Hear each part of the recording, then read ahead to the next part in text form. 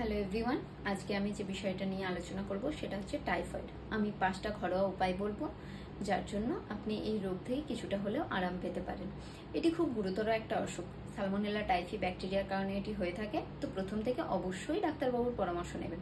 তাছাড়া এই 6টি উপায় ঘরে আপনি ফলো করতে পারেন। প্রথম হচ্ছে খুব বেশি পরিমাণে জল পান করবেন, ডাবের জল, ওআরএস।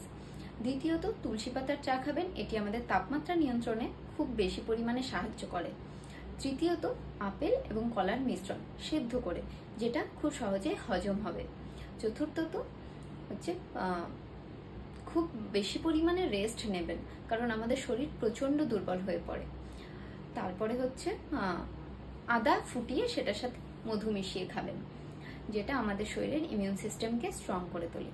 এরকম আরও ইনফরমেটিভ ভিডিও জানতে হলে পরে ভিডিওর জন্য ওয়েট করুন, আর ভালো লাগলে অবশ্যই সাবস্ক্রাইব করুন।